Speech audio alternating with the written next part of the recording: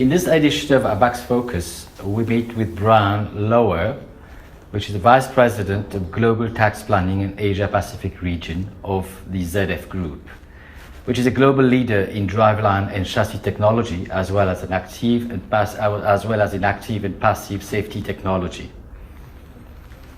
Bryan, welcome to Mauritius. Thank you. The ZF Group is present across the world, namely Europe, the Asia Pacific region, North and South America, the Middle East and Africa, and you manufacture components for almost all kinds of vehicles. Please tell us about your company and describe the business that you are in. Yeah, the ZF Group globally is in many different businesses, as you noted. I traditionally came from the TRW Group, which was acquired by ZF in May of 2015. The TRW Group was actively involved in active and passive safety. So active safety meaning your braking systems of your vehicles, and then more passive related meaning airbags in your vehicles in case there was an accident, or your seatbelt that you're wearing, things that are passive as you're driving. And hopefully you never need to use the airbags in your vehicle. Hopefully you never see those. We also were heavily involved in electronics and steering systems, braking systems. So TRW was mostly focused on safety. That was their calling card. ZF is a world leader, global world-class leader in suspensions and transmissions, and joining those two companies together allows ZF to really have a global market share on both the safety business and the transmission business, and then eventually their goal, and I think we'll get to this in a little bit, but their goal is to really be one of the global leaders in integrated autonomous driving. Thank you. Last year, ZF, as you said, acquired TRW, an entity which had also invested in Mauritius so as to invest in the automotive spare parts as well as in managing subsidiaries in China. But when one looks at the most prestigious automotive companies like Daimler Chrysler, which failed its restructuring recently, this warrants the question, is the time ripe for investing heavily in the automotive industry?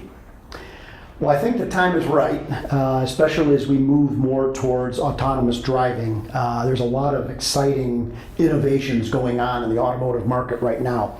But I can speak uniquely to why I think the Daimler Chrysler acquisition failed and why I think this one will be better. I worked at Chrysler when Daimler acquired us, and it was very much you are the acquired, you will do as we say. They weren't interested in some of the technology and the innovations that the Chrysler team bought. It was very much the Mercedes brand and the Daimler way of thinking were right, and there was no room for any kind of balance between the two. So I think you found that the Chrysler team very much felt not part of the overall new company. And for that reason, I think was one of the reasons that the merger failed. On the ZF side, it's a completely different setup. TRW and ZF are working together as partners. In fact, kind of the main thrust of the whole merger is best of both. So whether it's, for example, in my area in finance, the new financial management consolidation systems that the companies are working on is much more geared towards the way TRW did things as opposed to the way that ZF did things. So the legacy ZF folks are learning a new way to do things like TRW did it. So that's just one minor example, but it's happening in engineering, it's happening in sales, it's happening in purchasing, it's happening throughout the entire integration of the company. Best of both, not one dominates the other. So I think it's been a real improvement in this merger and this acquisition, and hopefully will lead to better things. What was the purpose of acquiring TRW Automotive, and how has this acquisition enabled ZF to address the three main pillars of its industry focus today, which are efficiency, safety, and automated driving, as was mentioned recently by Mr. Peter Lake, ZF Board of Management member and marketing chief for the ZF Group. Yeah, interesting. Peter Lake was a TRW person and is now on the very powerful board of management for the ZF Group. So just again, another example of best of both. I think the main reason why ZF acquired TRW was TRW's strength in automotive safety. So when you think about autonomous driving, and that's also a huge reason why I think that TRW was acquired, you're going to have many different changes to the vehicle as you get to autonomous driving.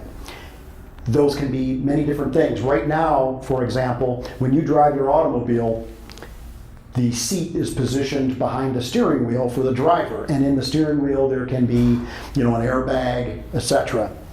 If you're in an autonomous driving situation where you may be sitting in a vehicle turned and looking at someone that you're talking to because the car is driving itself, no longer do you have a steering wheel potentially, and where does that protection come from if the airbag is not in the steering wheel?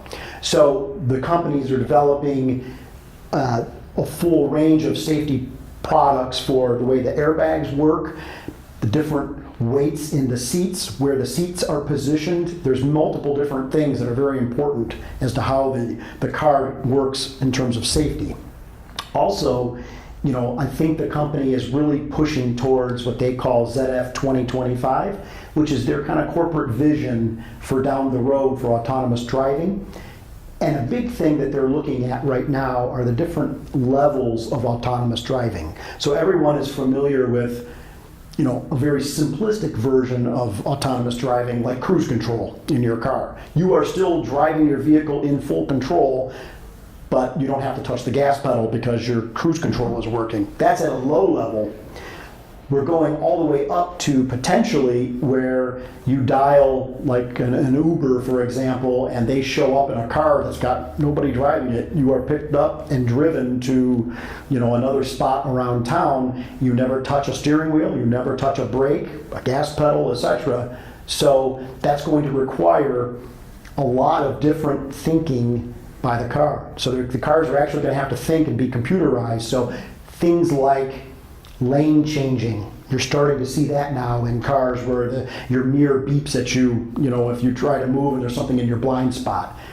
They're advancing all the way to using satellite technology so that if you're approaching an intersection and there's a pedestrian or someone on a bicycle coming where you can't actually see them until you can physically see them, the car, through GPS, can understand that somebody is coming or another vehicle is coming before you even see them. So it could even be safer in the future. ZF has also recently set up a venture capital division which will invest in independent technology startup companies. And what is the strategy behind this new company, and how would it benefit both ZF and these startup companies? So I think, this group is out trying to acquire future technologies to help with these kinds of things that we've just talked about, with whether these are GPS related, so you can sense, the vehicle can sense when an accident is happening or when other things are happening. So one of the recent acquisitions is a company called, they use a technology called LiDAR, so LIDAR. That is a radar technology for exactly what we've been talking about. So ZF, it benefits ZF as we can become a global leader to bringing these autonomous driving technologies to the market. ZF really has positioned themselves as one of the top, we'll call it tier 0 is what they're calling it now. It's not a tier 1 supplier. I think TRW on its own as an independent and ZF on its own as an independent were probably tier 1 suppliers to the automotive industry. Now the combined force and the size and the scope, meaning we're between 35 and 40 billion US dollars in revenues, becomes more of a tier 0 where they can be a real partner to the OEMs to develop these technologies. Where the subsidiaries or the folks selling the technology to us, so these partners, I think what they gained is they gained access to this global automotive tier 0 giant that has a tremendous amount of depth and R&D across the world. So they get access to our R&D capability, we get access to their technology, and hopefully it can be a successful partnership for both. Before we end, kindly let us have a few words on your collaboration with Abax, and in which ways is this collaboration important for your group today? Yeah, so since we founded our Mauritian company in 2004, we've used Abax exclusively in Mauritius. This is my 4th trip here to visit your beautiful country, and I think we've gotten tremendous amounts of value from Abax. The people here have been wonderful to deal with. We've had very stable people on our account from day one, and that's been important. So they know our company and they can provide, world-class service. So we've really been thrilled with the level of service that we've gotten from Abax. Thank you very much, Bryan. Thank you.